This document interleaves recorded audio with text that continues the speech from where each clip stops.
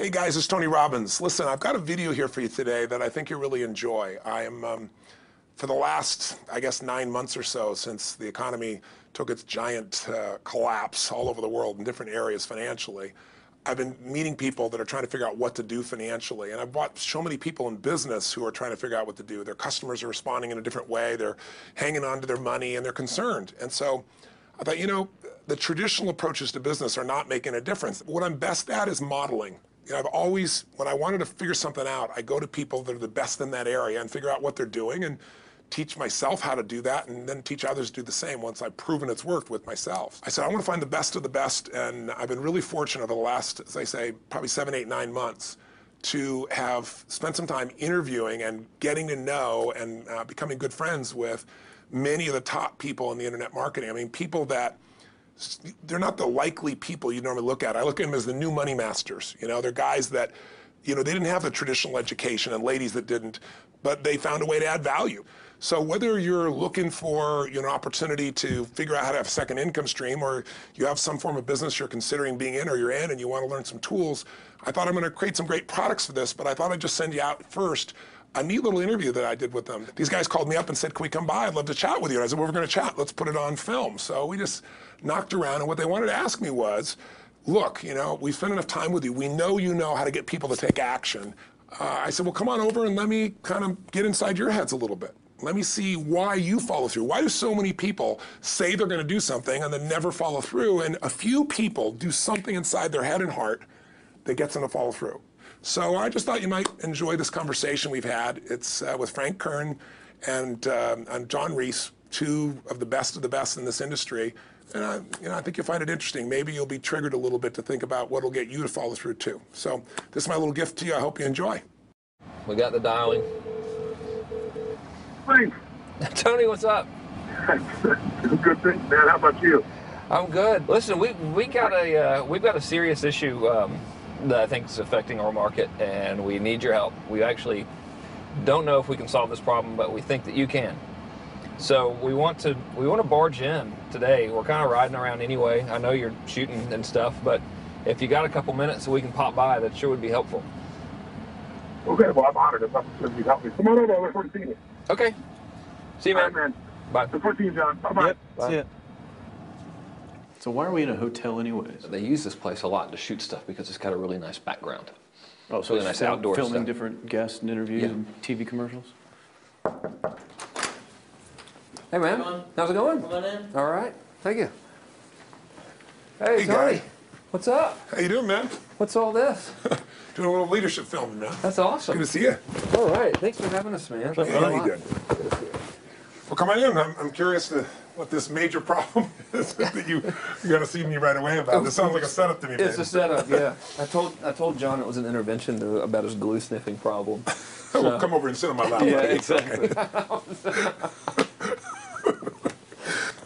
So we were doing some talking, and the big problem in our industry we think is a bit of a mystery. No one has the exact answer. We were actually talking about trying to figure it out, that, you know, so many people in our market get these courses that, you know, him and I both, for our own respective businesses, spend hours and hours of time, you know, recording these, you know, building these education products, these training products to show people how to grow a business or build a business.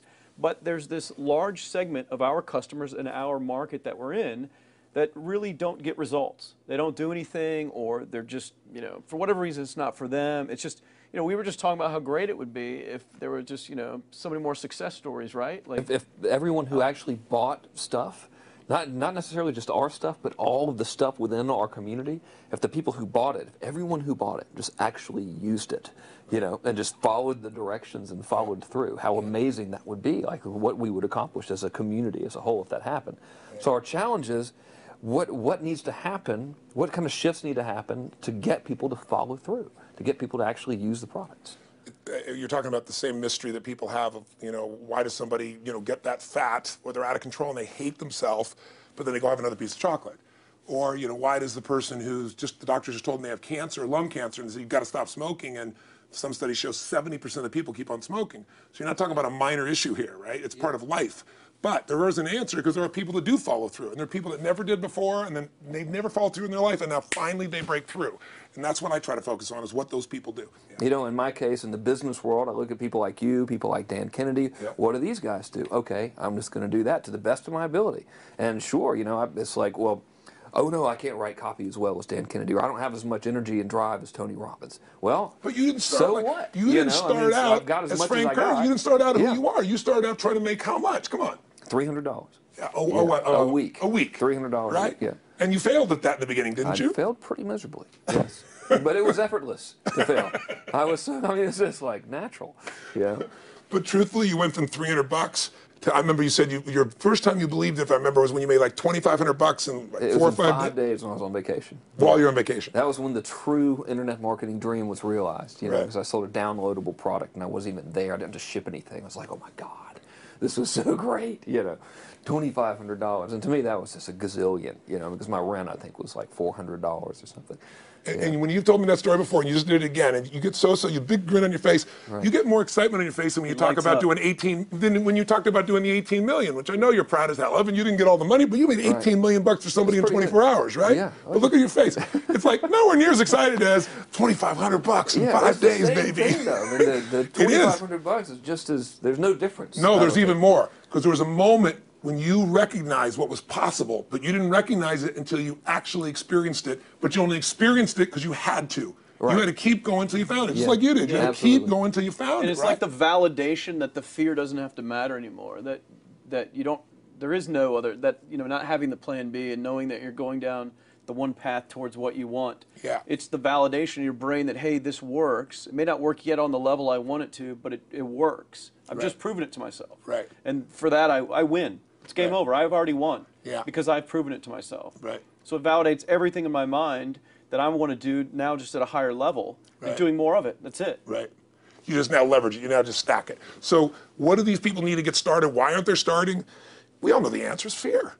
But the difference with you guys or me or anybody who's followed through is we're more afraid of what life would be like if we don't follow through than the person who's willing to settle for what they got and kind of hope it'll change and maybe purchase something for the moment and then not follow through on it. It's almost like people, overachievers, have a little more fear. They're a little more afraid of missing out. They're afraid of not being there, or they got a strong enough reason to follow through. So I'd say if you're looking at home, you want to give somebody some value, go, where do I start? I'm sick of this. That's a damn good place. That's probably why they bought the product in the first place, but now To they're escape not. from that for just a minute. What's that? They bought the product to escape from that state. Just for a moment. minute, yeah. So, because well, guess what? What makes people excited is progress.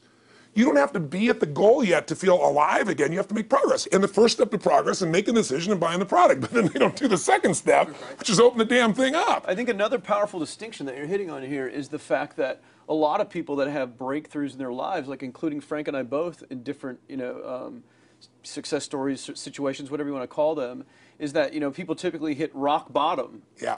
before that must is a reality. You're right. So in thinking of that, because a lot of things as well, like we hear in marketing, like if you had a gun to your head right now and you had to make money in the next, 48 hours, what would you do? And that really resonates with people. But so I just wanted to bring this into the conversation because I think a big part of the market of all these people aren't people that have their backs completely against the wall yet. That's right. Okay, so they're not in a must situation yet. They're in a desire situation where they're okay in their lives. They do have big dreams and ambitions. They do want greater things, but it's not pushing them yet to the point where they will do what it takes To master have the something. must. So what do you think? How do people go from not having their backs against the wall when they have no choice to say, I'm totally sick of this, Right. to conditioning their minds to go from their situation where they are, which may be okay, Yeah. to getting something greater? Well, think about this. What pisses you off and what excites you is all relative.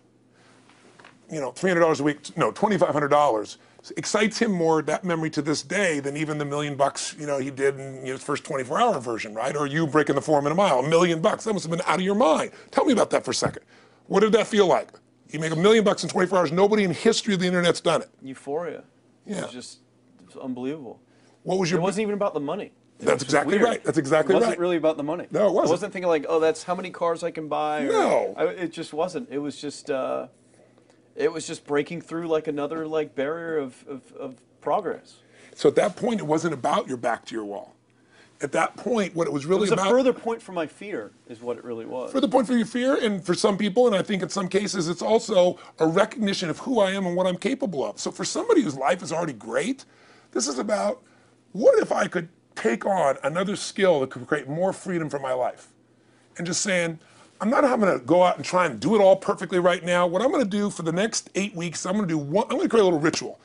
I'm going to do one thing a day to condition my mind, right, so that I get strong, so I follow through. I'm going to read something. I'm going to listen to something. I'm going to immerse myself. I'm going to go for an intense jog, or I'm going to go lift weights, but I'm going to do it consciously to get in a state where I'm going to follow through. That's number one, because people follow through when they're in state. Second, I'm going to get clear about why this is a must for me. It's not because my back's against the wall, but because I want to master an area of life that could create some freedom. I'm not going to master it overnight, but I got the system, I got the plan. I'm going to do one thing a day. I'm going to work on one subject a week. This week's going to be about figuring out what the right product or industry is. Next week's going to be basics of building traffic. And each week I'm going to make a little progress, and I'm going to get to a goal, whatever that is.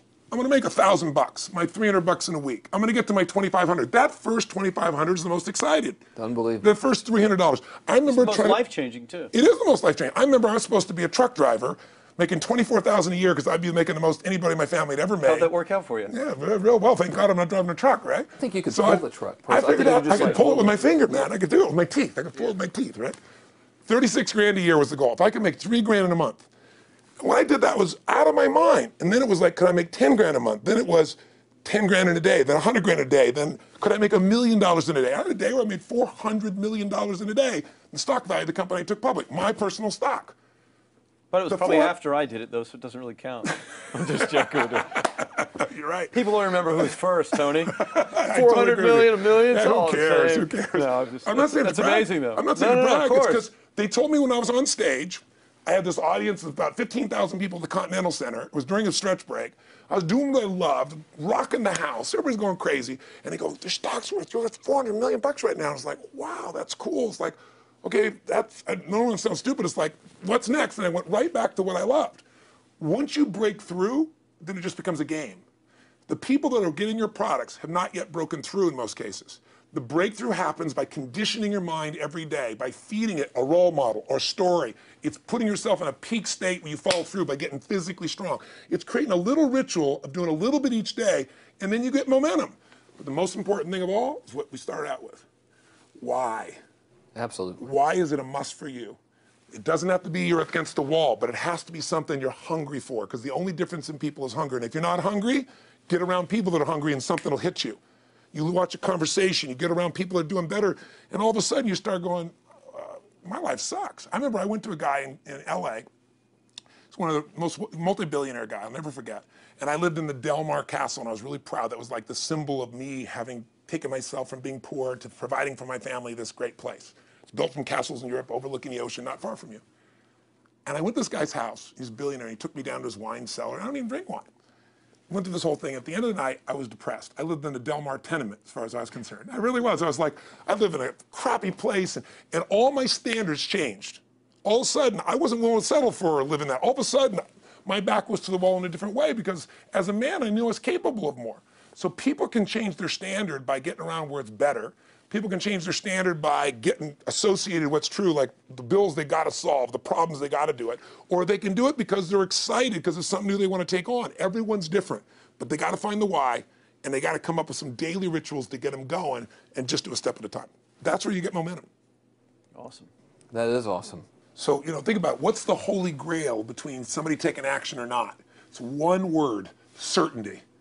When somebody is absolutely certain, the common word is believe, right? But you can believe at a general level, or you can believe with certain. When you're absolutely certain that if I do this, it's going to get that result, and that result's going to change my life, you'll do it.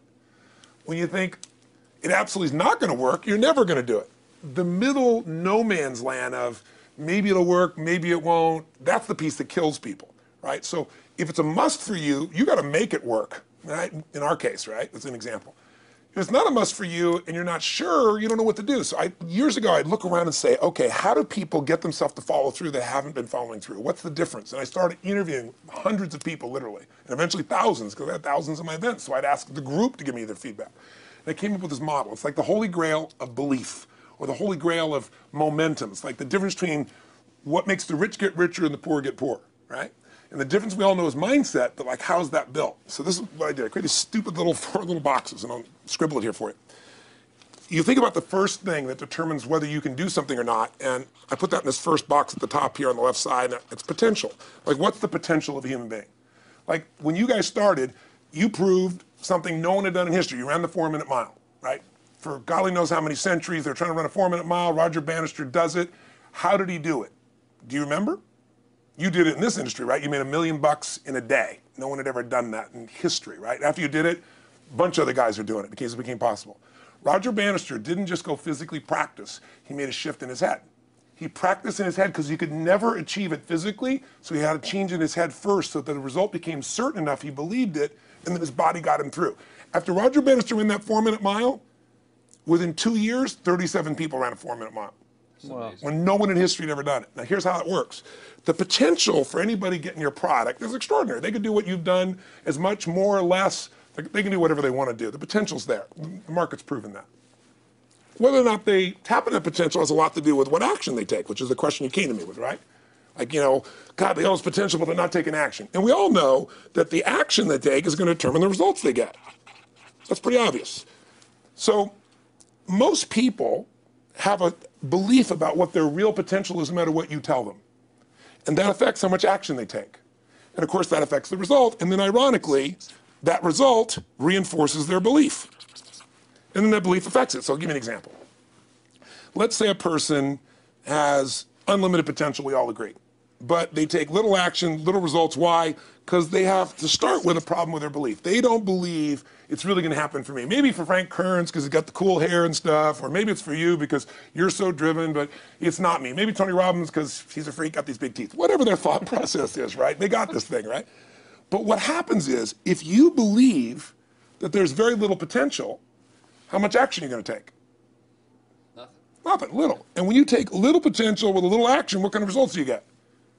Lousy little results. And when you get little results, what does that do to your belief? You go, see, I told you this was a waste of time, told you this wouldn't work.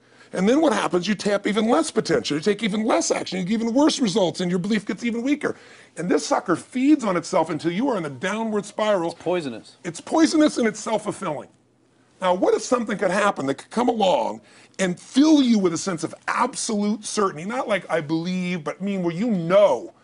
In you guys' case, mine as well, we knew because we had to. Because we burned the boats. There was no other option. We had to find a way. We weren't going to live that way. We all did it in different ways and for different reasons, but in essence, that was it. If you get yourself in a state of certainty that this is going to work, I'm going to find the way, and if this doesn't work, I will make the way, then you tap a lot more potential. And when you're certain in your potential, you take massive action. When you take massive action, you really believe in something, you get great results. When you get great results, your brain goes, see, I told you I was a stud. I told you this thing would work out. Now you're even stronger. You tap more potential, take greater action, greater results. That's how you went from $300 in a week to $2,500 in 5 days to $100,000 in a month to $1 million in a day. Same thing with you. And we get momentum. That's why the rich get richer and the poor get poorer. Now some people go out and they go, well, I'm going to take a bunch of action. All right, I'm going to open this product. I'm going to try it. And they'll say to you, I even did it. But it's like a salesman who goes and knocks on the door, and he knocks on 100 doors and says, you don't want one of these, do you? yeah, exactly right. You know? And even if he doesn't say it verbally, his face says it because he doesn't believe it's going to work. So his voice, his body, the execution is so weak. Maybe if he talks to 100 people, somebody's going to buy out of pity. They don't want his kids to starve, right? But he's not going to get the result. So the core difference in people is how do you produce certainty when the world isn't giving it to you? You go out and you try, in your case, you're 100,000 in debt, and nothing's working. How do you keep yourself going? The way you did it, the way I did it, the way you're doing it, we may not have done it consciously, is we didn't change our potential, that was there, and it wasn't even taking more action. Taking more action with a belief it's not going to work, it's not going to change anything. We got results in our head that made us feel certain as if it had already happened. True or false for you? True. Right? So give me an example so people know I'm not just making this crap up.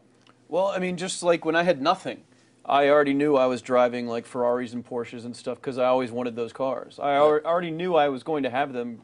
It was inevitable. Right. I inevitably, that was just my inevitable outcome. But how did you do that? Did you have a ritual? Did you think about it regularly? Was it one time you thought about it, or was it something you had an obsession towards? I had an obsession towards it. I mean, I used to work at a video store, which was the last job I ever had in my life. Thank God. And I used to go to work almost every day.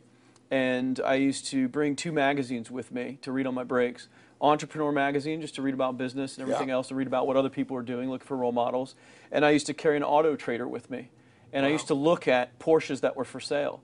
And people always used to ask me, what are you doing with that Auto Trader magazine? I'm like, well, I'm just picking out the Porsche that I'm going to buy. Which probably got you a lot of crap. I did. People made fun of me. Sure. I actually had a boss at that job tell me, you know, you really shouldn't do that to yourself, John, because it's very, very likely that that is never going to happen. That it's very likely that you're never going to have that car. That's the kind of belief he was trying to put in my head. And I was like, no, you don't realize that it's inevitable that I will drive here sometime in the near future with that car when I'm not working for you and drop movies off for you to put back on the shelf. And that actually happened. And it was one of the most fulfilling days of my entire life. And the great thing was when I pulled up in this car, I was, I was in my mid-20s. A car that most mid-20s. What kind of car was it? It was a Porsche 911 Turbo. It was a convertible and everything. It was a beautiful car. It was one I always dreamed of having. But, you know, for a few years I always circled the ads of which ones I was going to buy. Well, when I finally got it and I pulled up at the store, you know, I had all these people, some people that were still working at this $7 an hour job were there years after I left. And I'll never forget this, even the boss and stuff, and the reaction of the people was like, wow, that is awesome. Is that your dad's car? And all I said to them was, not exactly. Good for you. And I just smiled and just left. But it was, you know, it's the weirdest thing, but I just knew it was going to happen. But you knew it because I conditioned myself you to did it over and over again. Yeah. When I was in high school, I was not a popular kid, but I was passionate and intense, and I'll never forget. Some particular girls gave me some crap, and a guy too. And I wrote in their journals or their annual yearbook at the end, I wrote, you know, someday, I said, you treated me like hell. Someday I'll be rich and famous, and you'll be an effing truck driver. And you'll be sitting there, I'll be with with this beautiful woman of my life, rich, and you'll be watching me on television thinking, you wish you would have treated me better. I actually wrote this shit in people's annuals because I went to a 10-year high school reunion when the people showed me this stuff, great. right? But it's like, I burned the bridges, baby. I was like, this is how it's gonna be. So I'll give you a perfect example of this. You know, they did studies, many have been done at this element, where they want to say, how much does the mind affect performance? So take basketball. I've worked with a lot of NBA players and turned them around, and one of the problems many of them have is they'll choke on the free throw line. You know, well, everybody knows in that case, if you normally shoot really well and now you're not, something's interfering, something's getting in front of your state, some uncertainty, right? Obviously. So they take a group and say, we're going to make them better. How do you make somebody better who has got this mental block? So they take a group of guys and they're going to do free throws, and they do one group where they just practice for 6 weeks. Totally intense practice, and I forget the number of free throws, but they got to do this many free throws every day. Take a second group, and they have them not practice at all. Obvious. And they take a third group and they don't let them touch a basketball. All they do is have them practice in their mind, but the key is, it's not practice makes perfect, it's perfect practice makes perfect, as corny as that sounds. So these guys see themselves making the shot every single time, conditioning their mind and body that it's perfect every time. They're not interrupted by a reality that would screw with them. So at the end of 6 weeks, they tally it up, and now they give them a test to see who has the highest free throw percentage, success. What do you guess it's going to be? Well, the obvious person says, obviously, it's not the guys that didn't practice, but which one is it, the mind, or is it the ones that actually practice? I'm assuming the mind. Yeah, you would assume it because it's true. Right. You intuitively know the truth, that practicing's not enough. It's getting yourself so certain so many times that now when you go to do it, there's no hesitancy, and you execute. It's having that absolute certainty that makes you tap your full potential, take massive action, get massive results, be reinforced to having stronger belief. This is what makes somebody a star at anything. It's like Jack Nicklaus, the golfer. Yes. He visualized every shot and where it was going, landing right where he wanted it before he ever hit it. Every single time. And what do most golfers do? Every single time. They just take a practice swing and they kind of hope for the best and point in the right direction and hit it. And some of them, if they've had some bad hits, what are they really focusing on? You know, what I don't want to do. Exactly. And that's the same thing here. So I'll show you a little stupid little physical technique for this. So stand up for a second. You guys gonna do this with the camera show them? So try this for a second. So just put your feet together and then put your right index finger straight out in front of you like this, okay? And all I want you to do is I want you to just turn clockwise comfortably as far as you normally turn. Just notice where you naturally stop. Go ahead and turn clockwise. People at home can do this too. Keep your feet straight. Notice where you stop. Come back around to me. Back around to me. Okay, good. Yeah, you're really good at this, right? Drop your hand. Now let's do something really simple. Close your eyes And you don't even have to visualize, just feel. I want you to imagine your finger coming back up again. And this time, see and feel it coming up. Don't actually make it happen, but feel like it's happening. Imagine in your mind that you're actually doing it. You're seeing it, you're feeling it. And then make it like a game where you turn twice as far this time. Like you're a little kid, you know, somebody measures you and you go, I'm taller, come on, measure me this week. And that desire to do a little further. And then in your mind, do it again. Your feet are straight together, and in your mind, feel your finger coming up, see it coming up, and imagine going 3 times as far this time. And then one more time, bring your finger up, and you're like an owl. Your feet are straight, and you turn all the way around, and it comes all the way around to the front. See it and feel it and enjoy it each time like it's a game, like you can't wait to go further. And you know you do, every time. And then when you can feel that, and it feels good, then open your eyes, and now put your finger straight in front of you, and turn as far as you can comfortably and see what happens this time. Go. Break my back. Now notice, I don't know if the camera's got it, but you don't even have to ask the camera. You can ask yourselves. Come back around. Did you go further this time, yes or no? A lot further. A lot further. 50% further. 50% me further. How too. much further for you? About the same. Yeah. The average person will go 25% further. Now here's the question. Or superior. Or superior pointer. There you go. It's obviously your right finger pointer. Thank God. So, did you have the potential to turn as far as you did the second time, the first time? Yes. Why didn't you? I didn't believe it, I guess. We have beliefs about stuff we don't even know we have beliefs. You have an unconscious belief about how far you can turn comfortably. The first time I did it, when I pointed straight back, Yeah. I thought I probably shouldn't even go that far, like it was going to hurt me, or that Yeah. I wasn't capable of going any Yeah. farther. It's like, And how much further did you go this time? And the camera I knows pointed over there, That's about over exactly there. right. Now here's the difference. The potential was there the first time, and you took action, and you got a result. But it was 50% less than what you did later on. And the only difference is they changed your belief. How did I change your belief? We didn't work harder on your potential. We didn't take more action. I got you to see the result in advance.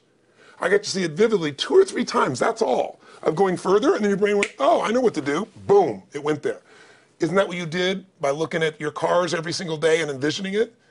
I mean, isn't that what you did when you created whatever the vision was? It was $300, $2,500, $1 million in a day? Yeah, that's what's missing for these people. They're not getting that execution is everything, but it doesn't happen if you don't get the psychology set of a state of total certainty. And you just change that 50% in 3 minutes worth of visualization. And visualization is only one technique. Because I was like losing my balance with my eyes closed, because I was kind of like lopsided. So I got one good visualization, and the rest of the time I was like, I sure hope I don't fall down on camera with my eyes closed. It's going to look really dumb. I'm going to have to do it. So you don't even have to be good at visualization. You can still get the improvement. So I want you to get, you ask the question, what is that difference in people? This changes people's certainty. People are uncertain they're going to succeed. They want it, but they're afraid. The best way to deal with a fear is get a big enough reason that makes you have to succeed, or condition yourself where you see it and feel it so often that you're certain that you just do it. That's all it really takes. That's awesome. You know, this worked. I was thinking this while you were talking about going to the Sit down so we can hear. I want to hear this, and we'll go. You were talking about working in the video store and looking at the Porsches and stuff. I used to drive around in my car, doing the cold calling with the credit card machines. And one way that I would avoid cold calling, the pain of like cold calling and knocking on doors and everything, would be to listen to your stuff and listen to Jim Rohn's stuff. Wow. Just drive around, no particular destination, just to listen to it. And strangely, I still like to drive around. I prefer to listen to that stuff in the car for some reason. It's because it's where you got imprinted. I guess. I mean, it's like, well, I'll just drive up and down the coast and check out the ocean. Yeah. So I would drive around, and I would envision myself holding those types of seminars and teaching people that kind of stuff. And 3 weeks ago, I was teaching a seminar in San Diego, and I was talking about beliefs and envisioning things, and I had to stop. And I shared with the audience, I was like, you're not going to believe this, but I actually used to envision this very moment of me talking to you right now. So it really, really works. Definitely works. Makes a difference, I'd say. I'll tell you what, I worked with Andre Agassi in 1993, I think it was. He'd been #1. He dropped to 32nd in the world. And he was literally ready to quit with no exaggeration. His father was managing him, and he was so angry with his life. And he went through some, I think, wrist surgery at the time, and he's working on his swing. And he was dating Brooke Shields at that point. They weren't married, and not his current marriage, obviously. And so she said, you got to come see Tony. She goes, I don't need motivation. He goes, he's not motivation, man. He's strategy. He'll show you how to make that shift in your head. So he comes. I work with a guy. In the beginning, he's saying, do your magic stuff. Like, oh, yeah, great, thank you. And I said, tell me, if you ever hit a tennis ball perfectly, and I'm trying to get him in the zone to remember that time, like you visioned, where he was perfect at it. He goes, of course I have, and I get him vision over and over again. And finally, he's in the zone. He's feeling that again, right? He's seeing it, and he's feeling certain, and the swing is going perfect. And I said, how's that feel? He goes, it feels perfect. I said, but are you thinking about the swing? You're not thinking about the swing. You're not thinking about how to do it. You're just seeing the result you want so vividly that it's there. So all I did was train him how to go in that state over and over again. He won the next weekend. The second weekend, he came in second. Within 6 months, he was #1 in the world again, and he gave me unbelievable credit. But all it was conditioning the mind. You did it with tape, so did I. We were just talking about this earlier, Pam and I used to go when I was 17 years old down in downtown Los Angeles, this place called Night Education, K-N-I-G-H-T, like at the night. And I'd save up all my money, work as a janitor, and I would get these tapes and listen to these things over and over and over again. I went there for years, and I didn't have enough money, and I leveraged everything I had, but I knew how to train my mind. It's the one thing I knew how to do. This man's name was Mario. I saw him in his 80s. You know, he obviously knows how my life turned out and was very proud of the role he played in that process. He used to tell people the story. This guy's the real thing. He didn't just start out this way. This is how Tony did it. He listened to these tapes. He conditioned himself, right? This is the real stuff. He passed away a few years ago. I'm calling his house, and he passed away, and his daughter was there, and she wanted to share with me that how I touched his life and so forth. But the best thing was, I thought, you know what? I want to get those tapes. I want to get that stuff that conditioned. You know, I want to go back to that moment like you did of, you know, that moment was visualizing, now I'm living it. And she said, he left all this in his will to you. So I have all these tapes now that are from the time when I originally went through, and like I'd go to sleep and I had these sleep tapes that conditioned my mind to believe that I could succeed even when I was sleeping, or to build energy in my body. And anybody who wants to succeed has got to know it doesn't just happen. You can buy a product, but you also, with that product, have got to condition yourself. You got to make it a must, and you got to get a ritual. And if you do it, whatever you used to dream about you thought was so huge, you'll just live it. You'll live it like you lived this yesterday, like we're all living the life that we envision. Because we had to, and because we played this game with our head. We got the belief to be real by seeing it enough times and feel it enough times till our brain believed it, and then it made it happen. Which raised the potential, which made us take more action, which got us better results, which raised our beliefs again. That's right. And then that's why the rich get richer and the poor get poorer. So instead of bitching about it, change it. And this is how you change it. It's like a self-fulfilling prophecy. Completely. It's pretty easy to change. Just that one simple exercise was amazing. I'm still like, holy crap, you know, I wonder what else I can do now. But look what most people do. Most people do the opposite of that, right? They get the product or they think about doing it, and what do they envision? It's not working. That's Yeah, right. the excuses. That So they vision it not working. As soon as they envision it not working, they feel uncertain. As soon as they feel uncertain, how much potential they tap? Little, if anything. And so they send back your product, and they listen to the damn thing, you know? And guess what? What does that do, by the way? They make that as another lousy result in their life. I didn't even follow through on that, and they believe even less. This process is the holy grail. It's where the whole game changes, and anybody can do it, and they can do it in a few minutes. And if they do it a few minutes each day, then they get a different life. They do it a few minutes one time, their life changes for the day. We're defined by our rituals. Everybody's got rituals, certain things they do every day. And what we three have in common, and anybody that I know of who has a life that they're living that was once a vision, is we saw it again and again and again, even when it didn't work, even when you lost 100 grand, even when I'm working as a janitor, there's something we would not give up on. And if somebody watching wants to change their life, they got to decide what they won't give up on, and then put themselves in the state of momentum by a couple little rituals. That's all it takes. And I think especially when it comes to anything related to making money, like making money products or promises or courses, people are so inundated with scams and all this garbage, true garbage, that, you know, their natural thinking is that they're so skeptical. It's like they fall into the conditioning of, well, if anything's ever going to work, that thing has to prove it to me before I believe anything. So when they go to approach the thing to make more money with, they're like, well, I'm starting at zero, and this thing has to prove to me that it has any potential at all before I believe that it will. Don't you agree with that's the case? Unfortunately, I agree it's the case, but here's the truth. When somebody says to me, in my business, even more, because a lot of people think I'm a motivator, which I hate that term. That's never been what I've done. I do believe in energy, and I'm passionate. You know, they see 10,000 people in a room rocking, they go, oh, he's motivating them. I believe in peak state. You get a top athlete, you get in a concert, and you get in state, right? The problem is, to defend themselves so they won't be disappointed again, they lower their expectations. So someone will say to me, well, I'm skeptical or I'm pessimistic. And my response to them is, no, man, you're gutless. It takes no guts to be skeptical. You don't have to have any capacity to be a critic. And now with the web, you don't even have to own that you're the one being the critic. You can burn somebody and, you know, anonymously, right? I said, you know what? It takes guts to believe. And if you think something's going to do it for you without you putting your guts on the line, you might as well forget it right now. So this idea that I'm skeptical or they got to prove it to me, it's the biggest lie. What that really is your fear talking. You're so scared of failing, you don't even want to get your hopes up. And if you don't get your hopes up, you might say, well, what if they get their hopes up and somebody gets disappointed? How many disappointments have we experienced in our business careers and in our lives? The difference is some people take disappointment and let it destroy them. Other people take disappointment and let it drive them. And you get to choose. Are you going to turn this thing into why it didn't work and a bunch of stories and excuses, or are you going to take this thing that didn't work and figure out what are you going to do to make it work? And it may not happen the first time, the second time, the third time, but the people that are relentless find the way.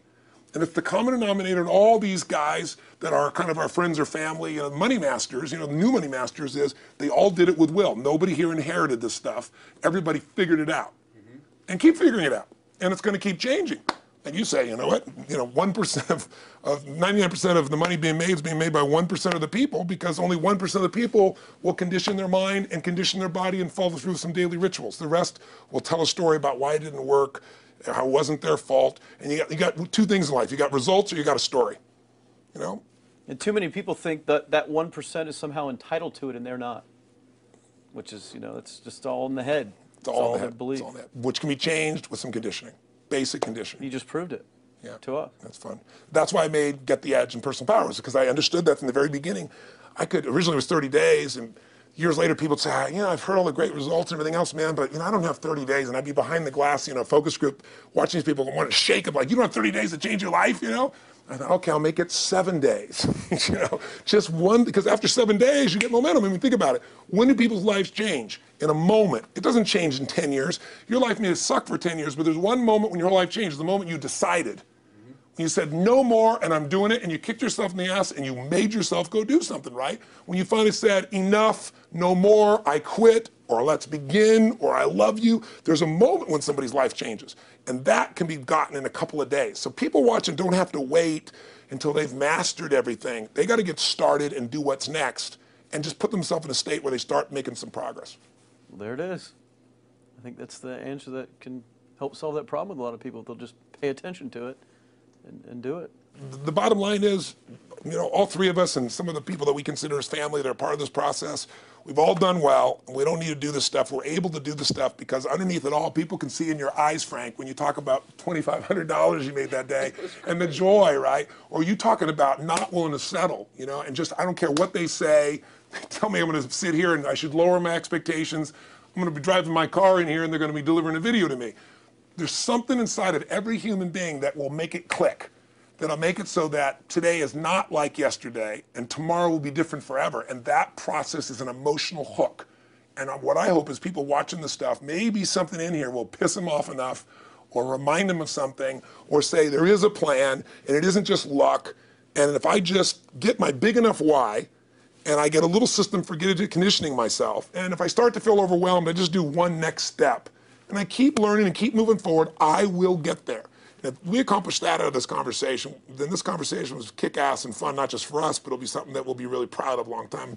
Whether that happens or not really has nothing to do with us, but whether or not people take it in as real and do something with it. I hope they will. I think a lot of people will. I think they will. Thanks a lot. I think it was awesome. Thank you. That's been a And blast. appreciate it. your shoot here. Yeah, going back to the next one. Yeah. Thanks, guys. Thanks. Yeah. Appreciate it. Really appreciate it.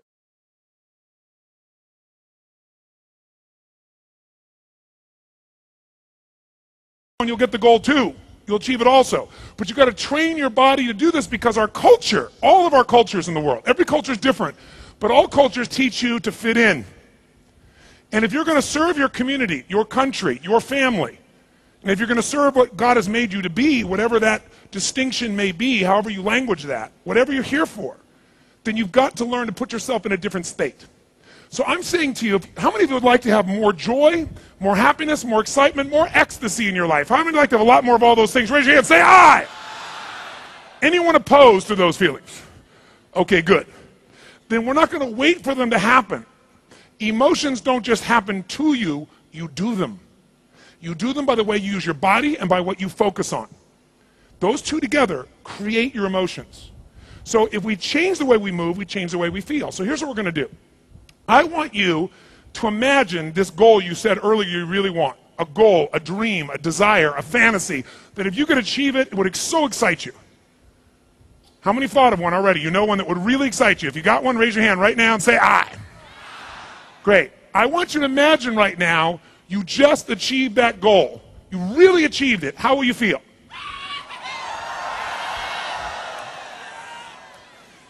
And notice how quickly that was over. See, if your brain goes, I got to work this hard so I can go, yay, for 2 seconds, your brain's not going to do what's necessary. You're going to just get caught up in your daily life. Most of you do not have enough associated to what you want, not enough draw. Most people are trying to push their way to get somewhere. But if you can imagine what you want and you can make it strong enough, it will pull you towards it. And pull is much more powerful than push. This man who feels lazy, he's not lazy. He has infinite goals. Goals that don't pull him enough, that don't excite him enough. He doesn't believe it enough. It's not real enough. So of course he's lazy. We're all lazy when we have nothing to look forward to or nothing strong enough to pull us. But we can change that in a heartbeat. But the way you got to change it is he has to change his body first, because if you ask somebody in this state, like this, they're like, and you go, what do you want? And they go, I don't know. What do you think you want? I don't know. Maybe more money. Maybe better relationship. Maybe a better job. Now, what do you think the chances of this person ever getting any of that is? 0. Because there's no animation. But if you get somebody in a totally peak state and you go, what do you want? They go, I'll tell you what I want. And they're in a very different place. So we want to get in that place. So here's what I want you to do. Shake your body out. And we're going to take this to a whole new level. You go, Tony, what are we going to do? Take off our clothes? No, no, no. Now, here's what we're going to do. But you might want to take off your jacket if you're wearing one so you can use more of your body, not get too hot. Here's what we're going to do. We're going to celebrate for no good reason. Just because we chose to. Here's what I mean. Listen to me now. Most people spend a life where they have very little joy. It's not because joy isn't there. It's because they think life has to be a certain way, and then they'll get to feel joy for a moment someday in the future. What I want you to experience is total, unrelenting, playful, crazy, kid-like passion, joy, and celebration. Now here's what's interesting. Most people almost never do this, do they? Very rarely. Now, I'm telling you this because when most people celebrate is when they have a baby, right? Oh my God, it's a boy, it's a girl, and you see people, and they might even hug a stranger, and it's okay. When else do people really celebrate? When they finish school, yeah, I did it. Oh shit, now I have to go to work. When else do they celebrate? Come on, when else? That's right, sports, right? When a local sports team wins a national championship, show me what happens. Come on, show me with your body. What do people do? Go!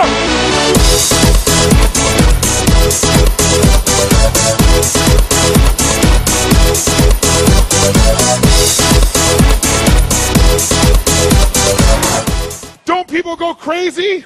Do they? Yes or no? Come on. They scream, they yell, they jump. Yeah, we did it, we did it. What do you mean? What do you mean we did it? You didn't do shit. You watched. That's what you did. But I'm glad you're finally happy because some stranger did something you had nothing to do with. Now, some people, and by the way, it's culturally acceptable to do this when a sports team, your local sports team or national team wins, doesn't it? People expect it. It's totally cool. But some of you are living in cities that if the only time you're going to be happy is when your local sports team wins, you're never going to be happy. So we don't want to wait. We want to celebrate. In fact, think about this. Please think about this. Here's a belief to try. You don't need an excuse to be happy. And if you think that's crazy, think about this. Most people don't need an excuse to be unhappy, do they? How's it going? Feel like crap. How come? Woke up. And people go, I understand. See, if you said to me, how you doing? I'm feeling so good. How come? I don't know. I just feel good. Take him to the funny farm. But if people are depressed, everybody thinks that's normal, or bored, or tired, or burnt out, or stressed. So I'm saying to you, a muscle, how do you build a muscle? If you want to build your bicep, how do you build it? What do you got to do? Come on, what do you got to do? Not just exercise. You can exercise this muscle 100 times with a really light weight and you won't get any more muscle. You have to take a weight that's hard, that's difficult, isn't it true? And you got to push so hard. And when you feel you can't do anything, you got to push more.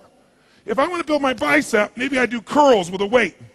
As I do these curls, let's say I pick a huge weight that's really hard to lift, and I'm going to do 10 curls.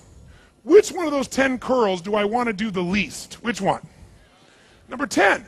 Which one gives you 90% of the growth? Who knows? Number 11.